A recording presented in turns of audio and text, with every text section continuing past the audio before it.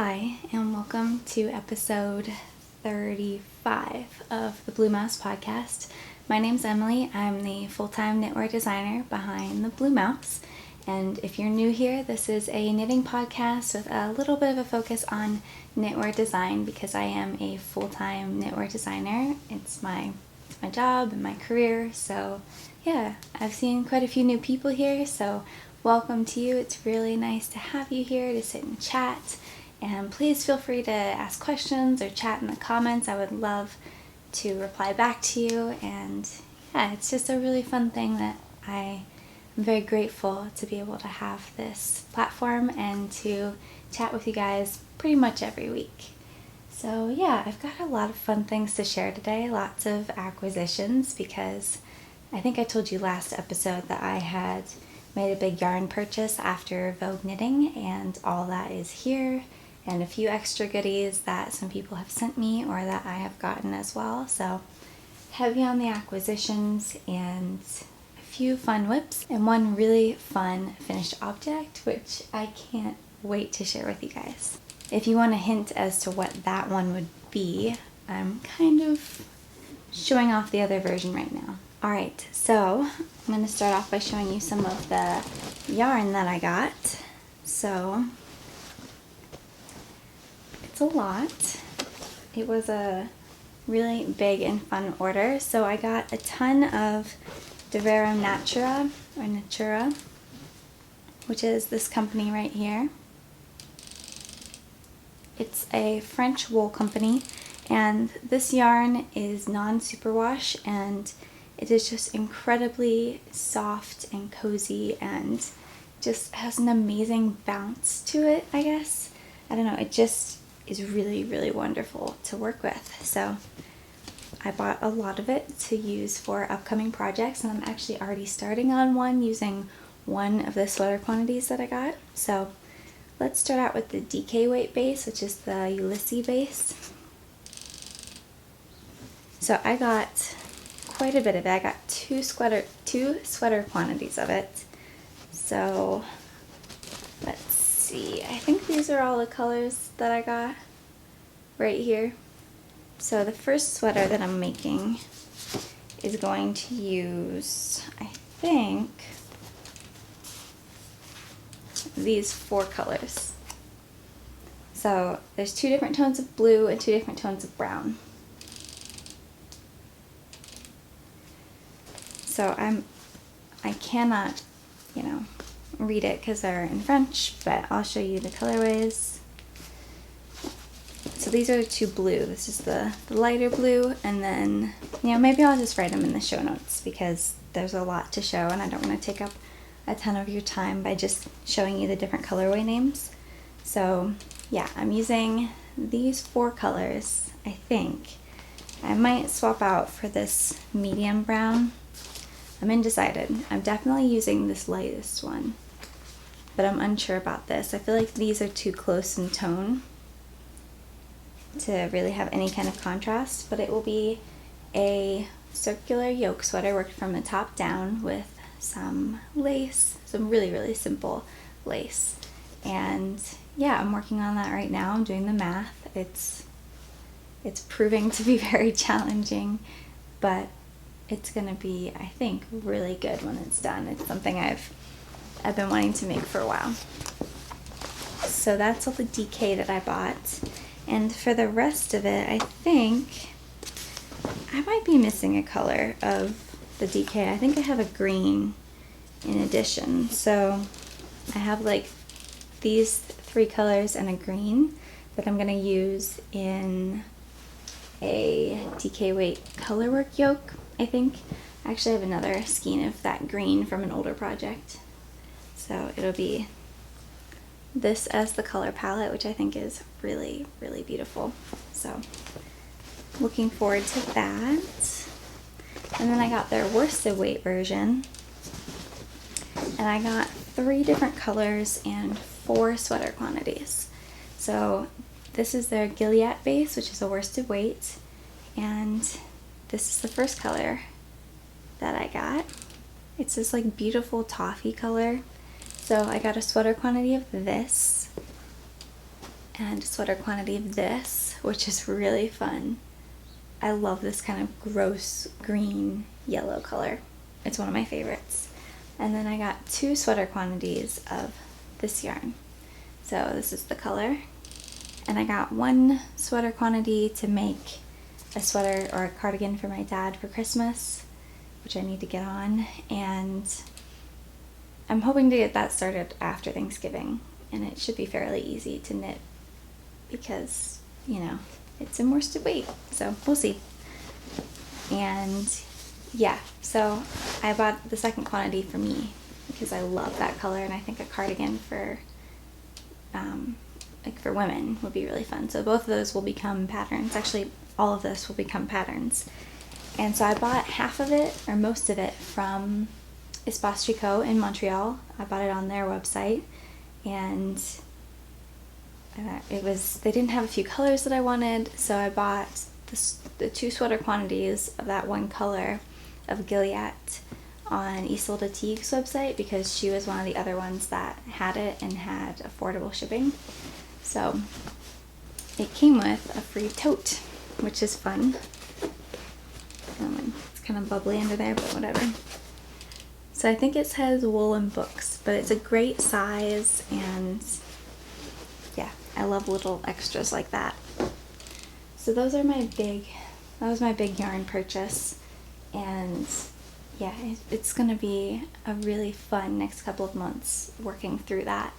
Yeah, I'm really excited to work with DK and worsted for a change. I'm taking a nice long break from fingering weight yarn. It's too slow for me at the moment. Another thing I got is I saw this bag from my favorite bag maker, and I was not planning on it because I already have 2 of her bags, but it has a mouse and the background is blue, and it just seemed too fitting, and it's Christmas themed. So it's from the Blue Rabbit House, and it's so cute. So it was a kit actually, which I didn't really know at first. I just wanted the bag, but this is a new to me yarn company. It's called Yippee Yarn, and it's dyed I think in the Netherlands. So here's the color. It's on the non-superwash base. So it's 100% non-superwash merino, and it's kind of this like very wintry scene color. I really like it. I don't know what to do with it. What should I do with it? I would love to knit it up into socks, but I'm worried about knitting it up into socks using non-superwash. Oh, and the colorway is Noel. So there's 400 meters, so about 440 yards per 100 grams. So I think that's kind of how it works, right? Yeah, so I don't know what to do with this. Maybe mittens. It's so soft. I love non-superwash wool, so yeah, it's a really cute color. It's a new to me dyer, and yeah, I would definitely buy from them if they have this kind of base because it's so luscious. So that kind of came with the bag. So they do kind of really go well together. And the inside of the bag is green, which I love. So couldn't resist that one. It just seemed like it went too well with the name of my company. But yeah, those are the main things that I bought. And then I got 2 things that were gifted to me. Oh, before I forget, this is the Blue Rabbit House here. I'll link it, of course, in the show notes that are linked in the description, but just so you have that. But I was gifted a couple things that I wanted to share with you guys.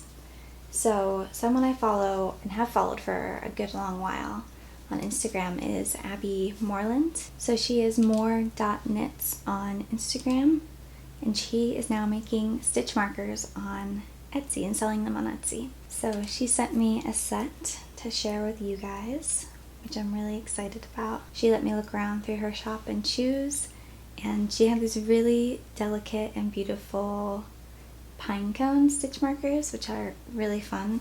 the actual marker part is a hexagon, I believe, but then at the end there's tiny little pine cones.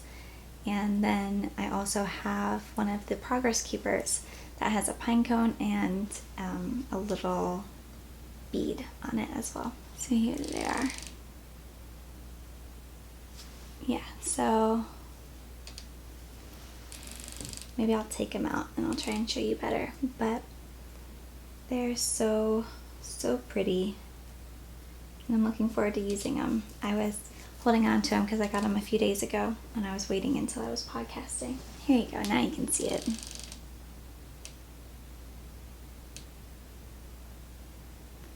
So this is beautiful little, like, there's a bead and a little tiny pine cone. I don't know how well you can see the pine cone, but yeah, they're very cute, delicate, and I just really like them. So here's the other stitch marker. I'll use the yarn as a background. See the tiny little pine cone? So they are hexagon shaped beads. And yeah, so she sent me 3 of the stitch markers with the pine cone, 1 of a stitch marker with a bead on it, which I've never used but I've always wanted to try, and then 1 of the progress keepers too, which are so cute. So yeah, I'm really excited to use those, and they all came in this cute little canvas bag, or whatever kind of bag material that is, but this tiny little drawstring bag, which is fun. So I'm looking forward to using those this week, and I can't seem to find my other progress keepers, so this will be nice. I'll use this for my next project. And she is on Etsy at Shop More Knits, so I don't know how well you can see that, but she's got like really pretty stitch markers. She has this one set that I thought were really fun. So she has these tiny little crocheted charms on stitch markers. So she has pumpkins, and the ones that I thought were super cute were the little pumpkin pie ones, which I think those are just really cute. And then another thing that I got, so someone on Instagram reached out to me, and I believe she lives in the Ukraine, and she makes wooden sock blockers that are like interchangeable for the size. So I don't know if you've seen these around. I've seen them a couple places, but they always looked really interesting and I wanted to try them. And she asked if she could send me a pair to try out. So she is, I'll link everything below, of course. But yeah, so these are interesting. I'm going to try and do these backwards. So you can see that they have a bunch of sizes here. So you just pick a size and you fit it in, and then you put your sock on it, and it blocks to the correct length, which is a really nice thing, because if you're working with normal sock blockers that aren't interchangeable and you're only knitting for about that average size, it's no problem. But say for example you're knitting for other people, maybe for Christmas or something, like I'm working on a pair of socks for my dad, and his feet are not the size of the sock blockers that I have. So I can, extend them and make them longer to fit like men's feet, or just any size that you want. You can have it exactly tailored, because sometimes other sock blockers are average sizes, but the people you're making for, or even yourself, are slightly different than that, or very different than that, depending on who you're making for. So I thought those were really interesting. I haven't used them, but I'll give you a little bit of a review once I have, but those are interesting. I'm working on a pair of socks right now, so I will try those out when I'm done. So she is LAR2OK, so I'll show that to you there, and I will of course link everything in the show notes that you can find down in the description. And one last thing I forgot, so I follow this person on Instagram who is an illustrator, and she sells like cards and like drawn other things. So I've bought cards from her before. I absolutely love her style, and she was selling some gift tags, and so I got some because it's really great to support small businesses, especially around this time of year. So her name is Tessa Worley, and she's at Fox and Bear Paper Company. So here's that card, and look how cute. It's adorable. So came in this really, really cute packaging, and she has her own like tissue paper with her own illustrations on them. So I don't want to mess up the tissue paper because they're so cute. But yeah, so I bought some stickers for like Christmas gifts, you know. Let's see if these are too shiny. So I bought a sheet of these, and then I bought 2 of like the tags. I love this kind of stuff. I love Christmas, and yeah, I don't know. I really, really enjoy wrapping gifts and putting little special touches on them. So this will be nice. So they come with the ties to tie them on, but I'll just show you some of the drawings. This is something I like wish I was good at, but I'm not, so I buy from other people. The other one has like animals on it, which is so cute. How adorable is that? So I just got a bunch of different ones that are like animals, and yeah, I really, really love her aesthetic, and yeah, so I bought some of those to put on gifts, and yeah, I'm looking forward to using those pretty soon. Actually, we're getting there. So if you're ever in need of like a birthday card or a Christmas card or something like that, I would highly, highly recommend her. She's got really, really high quality stuff. So I think that's everything for acquisitions. I know that was a lot, so yeah, but I hope you don't mind. Now I can get to the whips. So I really just have that moss stitch men's sweater that doesn't look any different. I started the second sleeve, but I'm not very far, so still plugging away on that, and I'll show you next time when I hopefully have it done, because the pattern is off to my tech editor, and so I need to finish it so I can grade the yardage. But yeah, we'll see. So that should be done by next week so I can send it off to you guys. And then I have one more sock, which you've seen before, but I've actually made some progress, and I finished the pattern. So I sent it off to my editor as well, and I'll be getting those back in a few days, and I can send them off to testers. So I am, I don't know, most of the way done with the foot. I feel like most of the time when I'm working the foot of a sock, it's about 80 or 90 rows before I get to the toe. I mean, obviously it varies the length of your toe and everything, but that's typically around there. And I have around 70 rows done. So almost there. Just really, really cool texture. And this is the same texture that's on my, I've been saying it wrong. I finally looked up how to pronounce the word. The one I've been calling the high foss sweater is actually the Howie Foss sweater. I think that's how you say it.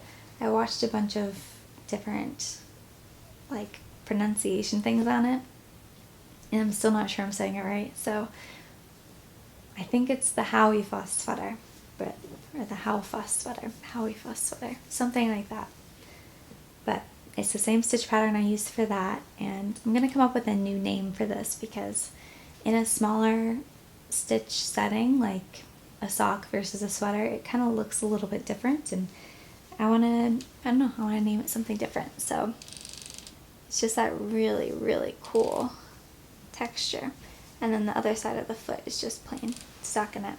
It's a heel flap and gusset. Very simple but fun.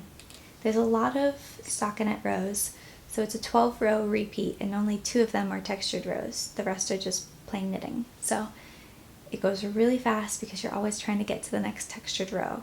And yeah, I've knit the heel just like the other day, and then I've gotten this far on the foot pretty much since last night. So yeah, really happy about that. I'll be trying out my new sock blockers with this one, and the pattern will hopefully be out in a few weeks. So yeah, I'm really excited about this one. It's been languishing for too long on my needles, and this is Old Wire Road Fiber Co. in her like twist sock base, I want to say, in the color Play That Funky Music. I think she's taking a break from dyeing through the holidays, but then I think she's picking back up. So I hope so, because I love her work. Her colors have such a cool, deep richness to them that I don't feel like you see around very often. So this is a really fun color. If you know me, you know that I love this like kind of gross green yellow color. So I'm enjoying those. And then I started a pair of glimmer socks for my dad for Christmas. I have leftover yarn from the hat I made him last year. It's a Cubs hat, so they're Cubs colors. So I haven't gotten very far. I just did the cuff and started on the first color change. So I think the glimmer sock goes up to a 72 stitch gauge or 72 stitch cast on. So I cast on 80 at the start, and they're going to be quite tall socks. So I started at 80, and I've decreased now down to 72. So I just wanted to make sure that the top was a little bit stretchier.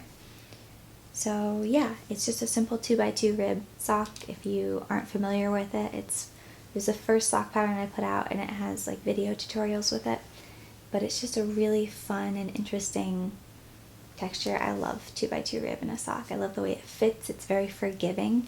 So if you're worried about the fit, I definitely say go with a rib sock of some sort, because it'll hug your foot or it can stretch out. It's very, very comfortable.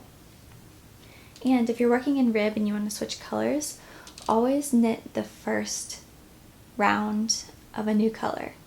So instead of working the first round of a new color in your rib, knit it, because then when you go into your rib the next round, the purl bumps will be in the correct color.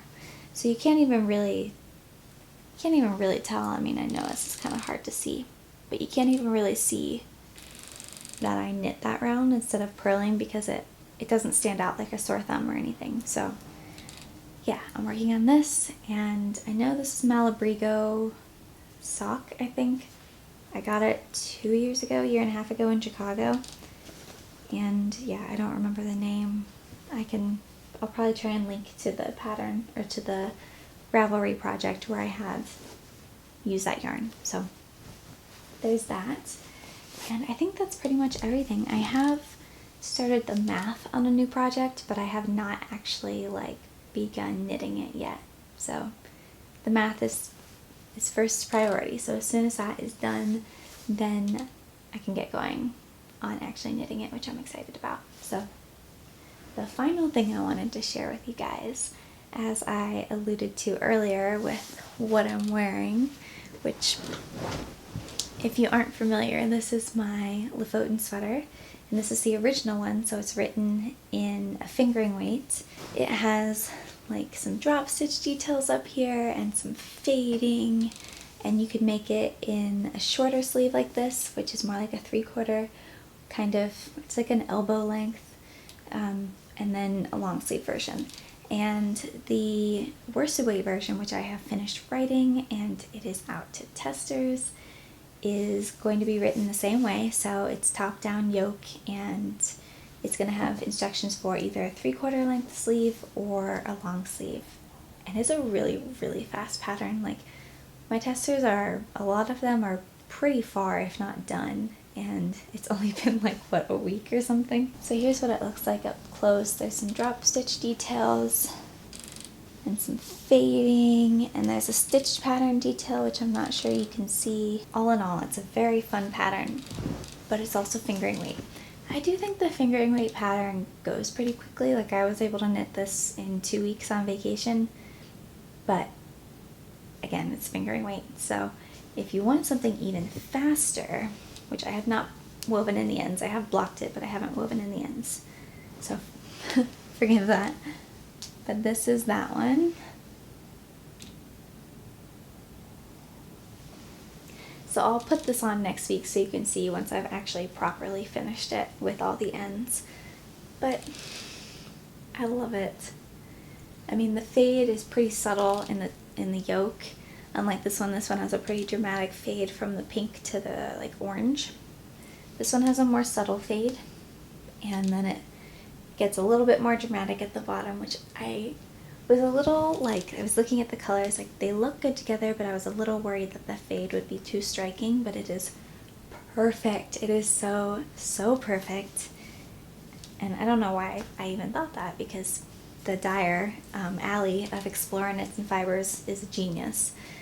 I mean, she's just incredible. She dyed the yarn for the original Lofoten, and these colors go so well together. So I don't even know why I was worried. Not worried, I was just like trying to figure out how it would look in my head. And you know, I had a very stressful start to this sweater, and I showed the other yoke versions in my Patreon video, but they just did not work. This is the third time that I had to knit the yoke. It took so long, so I'm very, very happy with the way it came out. The first two times I was increasing too quickly, so it was kind of getting ripply around like here, and it looked awful. And I don't know, I feel like when you look up how to design yoke sweaters online, they tell you, or a lot of resources tell you, to do it in about 3, maybe 4 increase rounds in the yoke, and do it in the first half.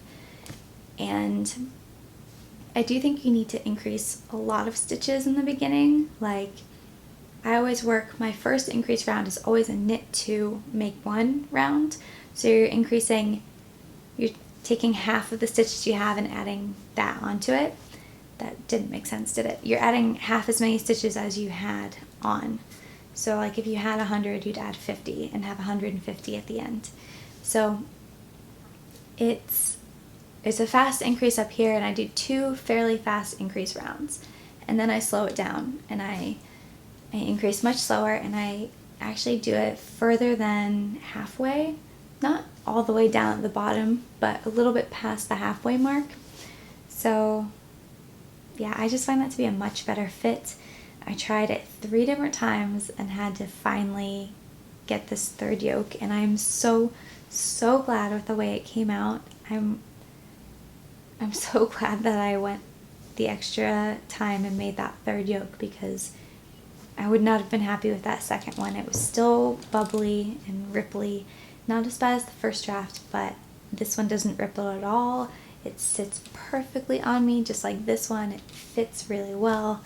So yeah, I'm very, very excited about this. It fits amazing. It's one of my favorite sweaters already, and I've only worn it like a couple times just around the house to try it on. Yeah, it's going to be a staple in my wardrobe for sure. And I just feel really confident with the way that it's written. Whereas last time when I put out the Lofoten pattern, there was a lot of fear because it was my first sweater, and here we are like over a year later, and I'm confident with sweaters now, so I'm very, very excited. It comes out December 17th, I think. It's either the 17th or the 18th, but I'll put that below, and I'll keep you appraised of that. But yeah, so I'm really, really happy with it. It's going to be a staple in my wardrobe. The Lofoten is definitely the original Lofoten is definitely my most worn sweater. So I'm overjoyed with that, and I'm really, really, really excited about that release. Can't wait. Allie is going to be doing kits, and the color combos she's put together are really, of course, they're stunning. So she'll be putting pre-orders up like the week before the pattern comes out. So yeah, I'm thinking of doing another cowl. Let me know what you guys think. I feel like a knit along would be really fun. We did one last year with the release of the original. I feel like it would be really fun to do that like around, like maybe right after Christmas or something, because I feel like Christmas is really, really busy. So I don't know, let me know your thoughts. Would you be interested in that? And if you would, do you want to wait until after Christmas in case you're getting yarn for Christmas, or do you want to do it beforehand? Or I don't know, let me know what you think. So yeah,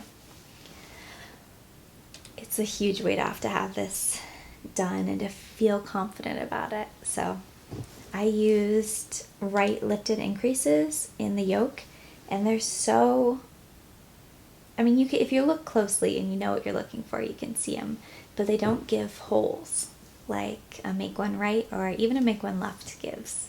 So that's something I've adapted and learned with my pattern writing lately. So yeah, that's really exciting, and I think that's pretty much everything. I just finished writing and grading and completely finished with the men's sweater and with that pair of socks. So they're off to my editor, and I just have to do final edits, and for the sweater I have to grade the yardage. But I am, in my mind, I'm free to start new things. So I've started a new sweater, which I really hope I get to cast on this week. That would be really, really amazing. I'm so looking forward to it. I've had the idea for a while, and when I bought that big amount of yarn, I was like, all right, now I can buy a sweater quantity enough to make it, and it's definitely going to be challenging.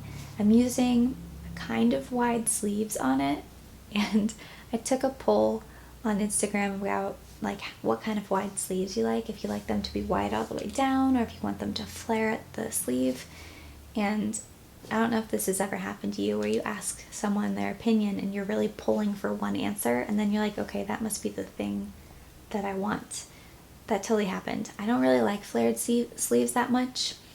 Like, if it's a subtle flare, it works for me. But if it's like a really aggressive one, I'm not really a big fan of it. And most of you, I was pulling for just the normal straight wide sleeves. And some of you have really aggressive opinions on wide sleeves. I got a few people who were like, I would never wear wide sleeves. Like, why would you wear that? And I was like, okay, like, it's not something you want to wear when you're, cooking or doing dishes. But overall, I feel like they're really comfortable and they're a fun look. You definitely don't want to be doing chores in them. But I don't know, I don't really do anything like messy in my hand knits because I don't want to get them messed up anyway. So yeah, I don't know. People have very aggressive opinions on it. I, for one, love wide sleeves. It's not your go-to for every day, or at least it's not for me, but I do really like them on occasion. So that's kind of the idea with this sweater, is it's got color work, or not color work, it's got color blocking, so just big chunks of color. And it's got lace work, so it's not probably an everyday, like, goes with everything kind of sweater. It's probably like a statement piece, or not a statement piece, but you know what I mean. It's not like one solid color in a really basic shape. Like, it just is more of like a nicer, not for everyday wear kind of thing. So that's my take on those kind of sleeves, I guess. So I'm really excited about it. And I mean, you could always make them like one lace repeat shorter and make them around, like, hit, 3/4 length or something, so that they don't quite get in everything. But if you don't like wide sleeves, then I guess just don't make this pattern. So yeah, it's been interesting because the lace repeat is a 13 stitch repeat, which is a hard one to get to. So in the yoke you have three bands of those repeats throughout it, and it's really hard to get the increases to work out where there are a multiple of 13. So I'll do like an increase round, and then I'll do like an increase round part B, where I add like between like 1 and 10 stitches to get it to be a repeat of 13. So we'll see how that goes. But I'm looking forward to it. I really, really like the stitch, and yeah, anyway, I'll talk to you guys next week. I hope you have a wonderful Thanksgiving if you live in the States. And yeah, I look forward to chatting with you guys next week. As always, thank you so much to my patrons. That big yarn purchase where I set up for the next few patterns was in large part due to you guys, so I can't thank you enough. I'm working on another vlog for you, and yeah, I will see you guys next week.